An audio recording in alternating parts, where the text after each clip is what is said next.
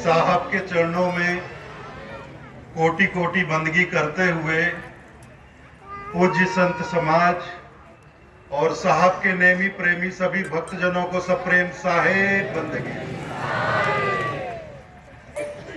बहुत ही हर्ष का विषय है। प्रातः स्मरणीय परम पूज्य पंत श्री हजूर उग्र नाम साहब स्मृति संत समागम मेला के इस 90वें पर्व पर समारोह के दूसरे दिवस आज हमारे इस मंच पर छत्तीसगढ़ राज्य के यशस्वी मुख्यमंत्री माननीय भूपेश बघेल जी, उनके साथ ही छत्तीसगढ़ के वरिष्ठ और दिग्गज राजनेता परम आदरणीय रविंद्र चौबे जी, हमारे अपने कबीरपंथी भाई माननीय ताम्रध्वज साहू जी, मैं इस सब मिनिस्टर हैं, मैं बता नहीं पा रहा हूं, हमारे आदरणीय चौबे जी, कृषि और पंचायत मंत्री हमारे साहू जी, गृह और पीडब्ल्यूडी मंत्री, और साथ ही यहाँ उपस्थित हैं भाई गुरदयाल बंजारे जी, विधायक नवागढ़, और हमारे परम प्रिय जिनको मैं अपना अनुज कहता हूं, मेरे छोटे भाई के समान, आप सबके लाडले विधायक भाई आशीष छाबड़ा जी, और छत्तीसगढ़ के पूर्व मंत्री स्वर्गीय डेरू राम जी, धृत लहरे जी की सुपुत्री श्रीमती शशि प्रभा जी यहाँ उपस्थित हैं। मैं समस्त कबीरपंथ समाज की ओर से आप सभी अतिथियों का हृदय से स्वागत करता हूं, वंदन करता हूं, अभिनंदन करता हूं। आप सबको समस्त कबीरपंथ समाज की ओर से सप्रेम साहेब बंदगी।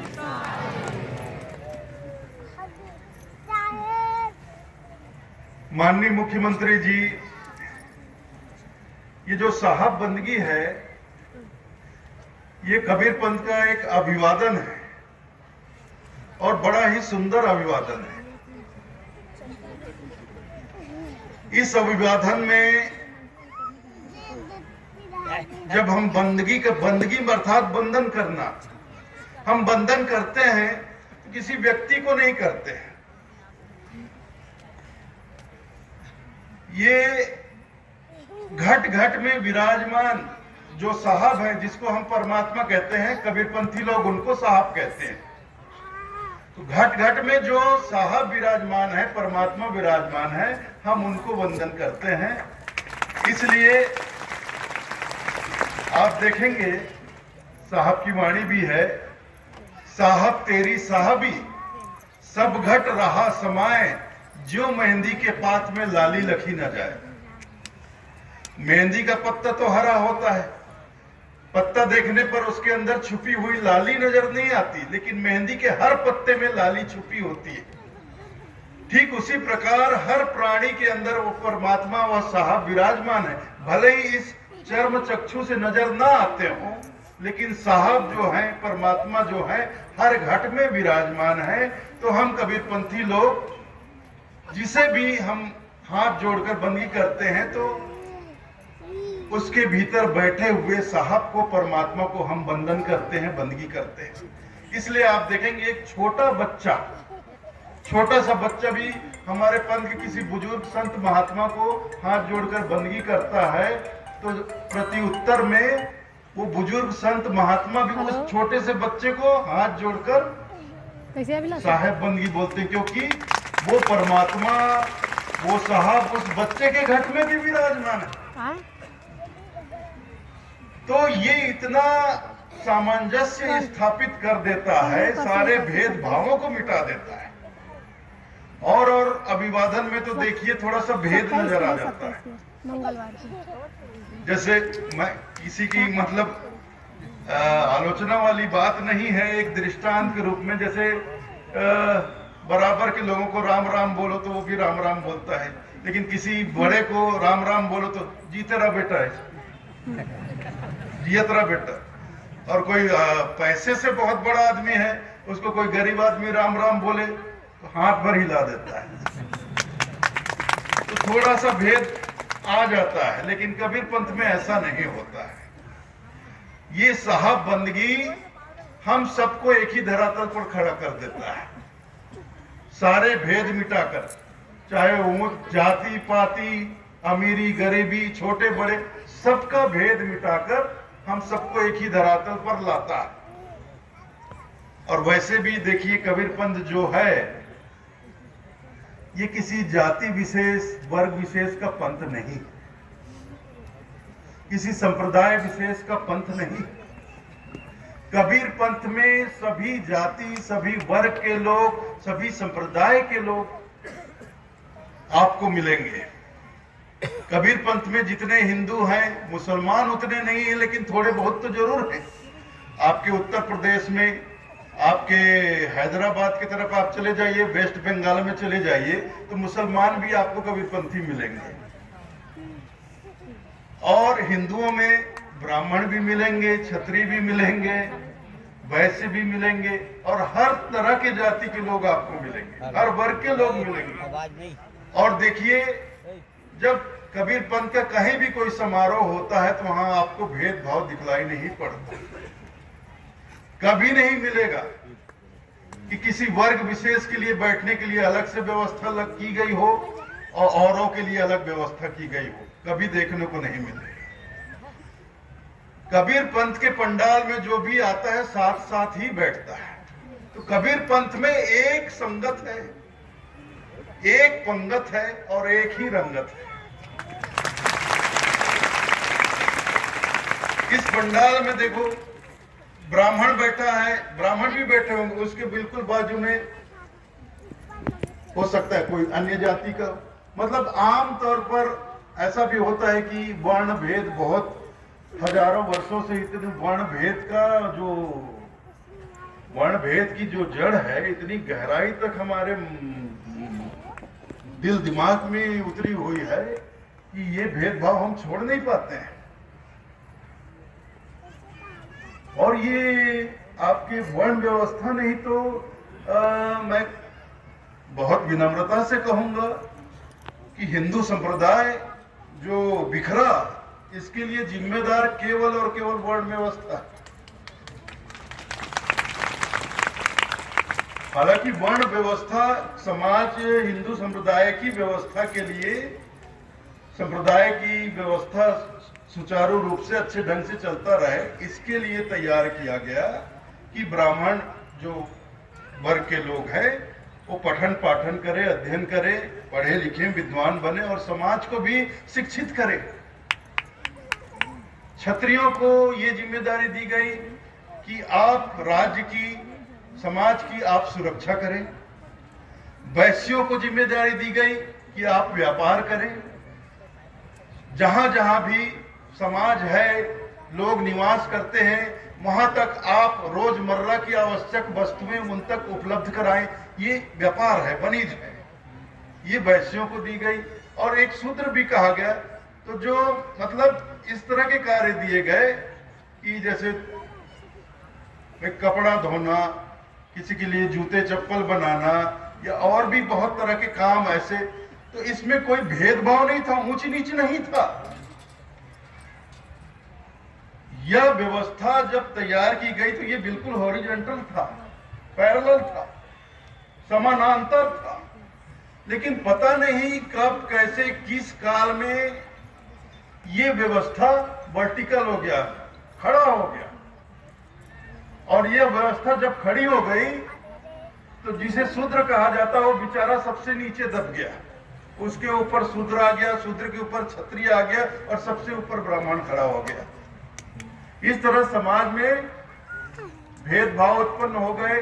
फिर धीरे धीरे हिंदू संप्रदाय बिखरता गया, बिखरता गया, बिखरता गया और आज तक बिखरा हुआ है। ये भेदभाव आज भी नहीं मिटा और यही भेदभाव हमारे सदगुरु कबीर को बिल्कुल रास नहीं आती थी, उनको बिल्कुल रास नहीं आती। सदगुरु कबीर साहब का आप जीवन दर्शन देखें, उनका व्यक्तित्व और कृतित्व देखें। उन्होंने आजीवन जब तक इस धरती पर रहे, उन्होंने मानव मानव के बीच भेदभाव को समाप्त करने का प्रयास किया। मानव मानव के बीच जो खाई खुदी हुई है, उस खाई को भरने का, बांटने का प्रयास किया। उन्होंने आजीवन यही प्रयास किया कि संपूर्ण मानव समाज एक ही धरातल पर हो, उनके मध्य किसी भी प्रकार का कोई भेदभाव ना हो, ना छोटे बड़े का, ना अमीर गरीब का, ना जाति का, ना पाति का, ना धर्म का, ना संप्रदाय का। उनकी तो एक ही दृष्टि थी कि मानव मानव को मानव की दृष्टि से देखे, ना कि जात पात धर्म संप्रदाय की दृष्टि से देखे।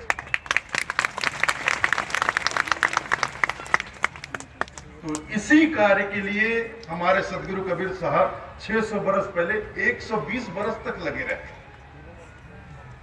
इतना उन्होंने, भारत देश के सबसे अनूठे संत अगर किसी को आप कहेंगे तो वो सदगुरु कबीर ही हैं। सदगुरु कबीर ही हैं। हमारे देश में बहुत से संत हुए, बहुत से महान संत हुए, और मेरे लिए तमाम संत उतने ही पूजनीय हैं जितने पूजनीय मेरे सदगुरु कबीर साहब हैं। लेकिन सदगुरु कबीर का एक अनूठापन यही है, अगर सदगुरु कबीर नाम को परिभाषित करना हो तो क्या कहा जाए, किस तरह से परिभाषित करेंगे? किसका नाम कबीर? कबीर किसे कहा जाएगा? तो बहुत सोच विचार में, बहुत कभी कभी सोचता विचारता हूं कि कबीर नाम तो है, लेकिन नाम के पीछे जो व्यक्तित्व है, जो कृतित्व है, उसके आधार पर कबीर किसका नाम हो सकता है? कबीर उसका नाम है जो हकीकत को बेबाकी से बयां करे, उसका नाम कबीर। जो सत्य को निर्भीकता से बोले, उसका नाम कबीर।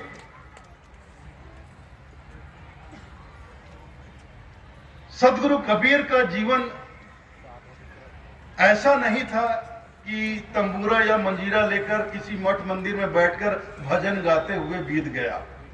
ऐसा जीवन नहीं था उनका। सदगुरु कबीर मानव समाज के सजग प्रहरी थे। मानव समाज की तमाम व्यवस्थाओं पर वो बहुत सूक्ष्म दृष्टि रखते थे, चाहे राजनीतिक व्यवस्था हो, सामाजिक व्यवस्था हो, धार्मिक व्यवस्था हो। और जहां कहीं भी ऐसा कोई व्यक्ति उन्हें मिल जाता था जो व्यवस्था में कुरीति फैला रहा हो, बुराइयां डाल रहा हो, तो बड़े कठोर शब्दों में फटकारते थे, बड़े ही कठोर शब्दों में फटकारते थे। तो साहब चाहते थे कि मानव मानव के बीच कहीं कोई भेदभाव ना आए, मानव मानव को मानव की दृष्टि से देखे। तो ये जो साहब बंदगी, अभिवादन जो हमारे कबीर पंथ में चलता है, साहब बंदगी, ये लाजवाब है भाई, लाजवाब है। मैंने ऐसा अभिवादन मैंने दुनिया में और कहीं नहीं देखा। हम ऐसा नहीं बोलते कि वर्मा जी बंदगी, शर्मा जी बंदगी, साहू जी बंदगी, चौबे जी बंदगी, ऐसा नहीं बोलते। हम साहब बंदगी बोलते हैं। जो हर घट में विराजमान, सामने वाले के घट के अंदर जो साहब परमात्मा बैठे, हम उनको बंदगी बोलते हैं। तो प्रति उत्तर में वो भी हमारे भीतर जो परमात्मा बैठे, उसको भी वो वंदन करते हुए साहेब बंदगी।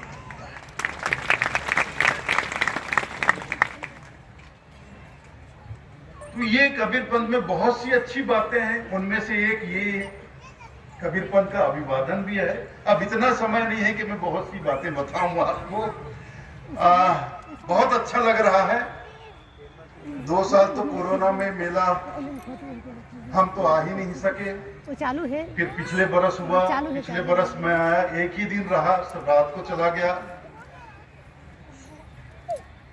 इस बार बहुत ये सौभाग्य की बात है कि अवसर मिला है कि हम पूरे 4 दिवस तक इस संत समागम समारोह का, संत समागम मेला का आनंद और लाभ दोनों प्राप्त कर सकते हैं। और अभी देखिए, अभी पूस का महीना चल रहा है और आज हो गया दूज, शुक्ल पक्ष का दूज हो गया।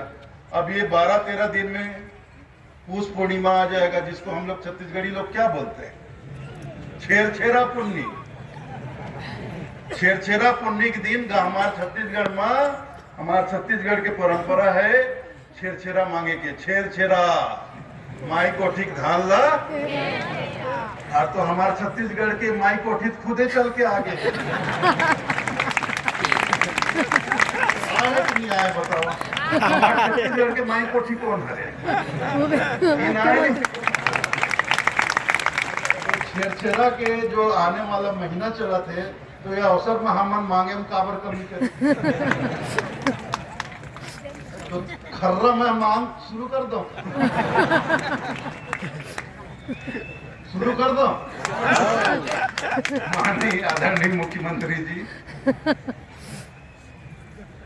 पिछले गत वर्ष आपसे व्यक्तिगत मुलाकात हुई थी तब भी, और पिछले बार जब आप इस समारोह में आए थे तब भी आपसे चर्चा हुई थी कि यह मेला क्षेत्र आरक्षित है, लेकिन हमको इस किनारे में 100 बाई 600 का लगभग 60,000, 1.5 एकड़ से कुछ कम, अगर आप ये भूमि, अब यहाँ तो पंजीकृत संस्था नहीं है, तो दामाखेड़ा की संस्था जो 1949 में पंजीकृत हुई है, श्री सदगुरु कबीर धर्मदास वंशावली प्रतिनिधि सभा कबीर धर्मनगर दामाखेड़ा, पंजीयन क्रमांक 1/1949। और ये हमारी संस्था का पंजीयन आज मैं बता रहा हूँ, सार्वजनिक तौर पर आज मैं बता रहा हूँ, हमारे गुरुजी ने बताया था कि हमारे गुरुजी के कार्यकाल में ये हमारी संस्था पंजीयन हुई थी। हमारी संस्था को पंजीयन कराया था पंडित रविशंकर शुक्ल जी ने। पंडित रविशंकर शुक्ल हमारे मध्य प्रदेश, जब सीपीएन बरार से जब अलग होकर मध्य प्रदेश राज्य बना, तो मध्य प्रदेश के प्रथम मुख्यमंत्री बने। पंडित रविशंकर शुक्ल, जो अभी नए पीढ़ी के बच्चे हैं वो शायद बहुत कम जानते होंगे, हमारे विद्याचरण शुक्ल हुए, श्यामाचरण जी शुक्ल हुए, इनके पूज्य पिताश्री थे पंडित रविशंकर शुक्ल जी। तो उनका जब देश की आजादी की लड़ाई चल रही थी, स्वतंत्रता संग्राम चल रहा था, तब दामाखेड़ा का जो मठ था, उस मठ में बहुत से स्वतंत्रता संग्राम सेनानी आश्रय लिया करते थे पुराने जमाने में। बाहर से अन्य राज्यों से भी आते थे, वहां आश्रय लिया करते। पंडित रविशंकर शुक्ल जी लगातार उनसे मिलने वो भी आया करते थे, और स्वतंत्रता संग्राम सेनानी वहां साधु संतों के बीच रहा करते थे। तब से उस समय हमारे गुरुदेव का बाल अवस्था था, मतलब 14-15 बरस के थे। तब से उनका बहुत ही हार्दिक लगाव पंडित जी के प्रति था, जिसके फलस्वरूप देश की आजादी के पश्चात पंडित जी ने हमारे गुरुजी से कहा, और उनकी बात मानते हुए हमारे गुरुजी सहमत हुए, और दामाखेड़ा आश्रम की जो संस्था है वो उनके कर कमलों से ही पंजीयन उसका हुआ था 1949 में। तो मैं जो ये पट्टा है, ये मैं क्या बोलते हैं, जो 600 फीट का, मैं आदरणीय माननीय मुख्यमंत्री जी से बहुत विनम्रता पूर्वक निवेदन करता हूं कि ये अगर भूमि का इस तरफ से किनारे से एक पट्टा हमें इस संस्था को आवंटित कर दिया जाए, तो शासन सरकार के द्वारा बहुत अच्छा, बहुत कुछ हो रहा है माननीय मुख्यमंत्री जी, बहुत सुंदर विकास हो रहा है। लेकिन एक हम कबीरपंथियों की भावना होती है कि ये क्षेत्र, यह स्थल एक हम कबीरपंथियों के लिए एक मेला क्षेत्र बन गया है। साधु संत पधारते हैं, सत्संग भजन कीर्तन होता है, मेला लगता है, पर्व होता है, तो हम कबीरपंथी भी अपना सहयोग दें, कुछ निर्माण करें। तो अगर इस संस्था को ये आवंटित कर दिया जाएगा, तो हम कबीरपंथी लोग भी एक गांव मिलकर एक निवास करने के लिए एक हॉल बनाते जाएंगे, या बड़ा शेड बना देंगे, ऐसा कुछ हम लोगों की भी भावना है। इसके तहत मैं आपसे बहुत विनम्रता पूर्वक ये के लिए मैं आपसे निवेदन करता हूं। और माननीय मुख्यमंत्री जी और माननीय साहू जी और आदरणीय चौबे जी और हमारे भाई गुरदयाल बंजारे जी के क्षेत्र में हम कबीरपंथियों का एक गांव और है, आप लोग जानते हैं ना, आप जानते हैं, नवागढ़ से 8 किलोमीटर की दूरी पर है गांव बघुली, ग्राम बघुली। हमारे गुरुदेव का पैतृक ग्राम जिला कबीरधाम में ग्राम बारमुड़ा है माननीय मुख्यमंत्री जी। 13वें वंशगुरु के पश्चात उनकी कोई संतान नहीं थी, इसलिए उन्होंने पत्र अपनी धर्म पत्नी को, गुरु माता को उन्होंने पत्र लिखा था कि ग्राम बहरमुड़ा में जो गुरु गोसाई परिवार है, वहां जो प्रथम पुत्र जन्म लेंगे उन्हें गोद लेकर इस गुरु परंपरा को आगे बढ़ाना है। तो सन 1935 में हमारे गुरुदेव का जन्म हुआ और सन 1938 में कबीर पंथ की गुरु माता, कलाप माता थी उस समय, कलाप देवी कहते थे, कलाप माता ने हमारे गुरुदेव को गोद लिया। तो वहां जो गुरु गोसाई परिवार था, उस समय मालगुजारी चलती थी, तो 5 गांव उनके पास था। तो जब वहां से उनके पुत्र को हमारी गुरु माता ने गोद लेकर गुरु गद्दी पर स्थापित किया, तो उन्होंने अपने 5 गांव में से एक गांव, बघली गांव भी था उसमें शामिल, तो 5 गांव में से ये बघली ग्राम की खेती को, ये गुरु गद्दी दामाखेड़ा को उन्होंने अर्पण कर दिया। उसके बाद देश आजाद हुआ, मालगुजारी ये सब खत्म हो गई। तो वहां आज की तिथि में इस संस्था के नाम से ही है वो सारा, वहां जो कुछ भी है, ये जो दामाखेड़ा की संस्था है उसी के नाम से है। तो वो कबीर आश्रम दामाखेड़ा की एक तरह से प्रमुख खेती वहां होती है। लेकिन माननीय मुख्यमंत्री जी, 21वीं सदी के 22 साल गुजर जाने के बाद भी बरसात में आप उस गांव में न जा सकते हैं, न उस गांव से बाहर निकल सकते हैं। और ज्यादा पानी आ गया, रपटा बना है, चारों तरफ नदी से घिरा है। और सिर्फ एक गांव नहीं, मेरे ख्याल से 5-6 गांव हैं उसके साथ, छोटे बिल्कुल छोटे छोटे गांव।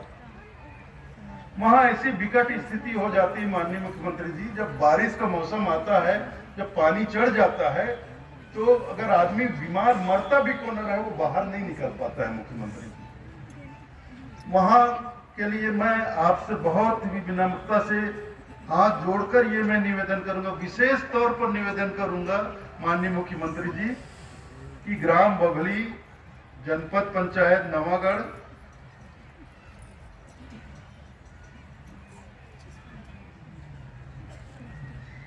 में झांकी नहर पुल से नेवसा गांव नया पास होते हुए बघली कबीर आश्रम तक, कबीर बघली गांव तक सड़क मरम्मत एवं सड़क चौड़ीकरण कार्य। लेकिन इसमें नहर का जो दिया गया है माननीय मुख्यमंत्री जी, ये मतलब बना तो हुआ है, लेकिन बरसात में आप गाड़ी मोटर लेकर वहां जा ही नहीं सकते, सिर्फ पैदल और पैदल। अगर नदी में पानी कम रहे तो पैदल ही निकल सकते, मतलब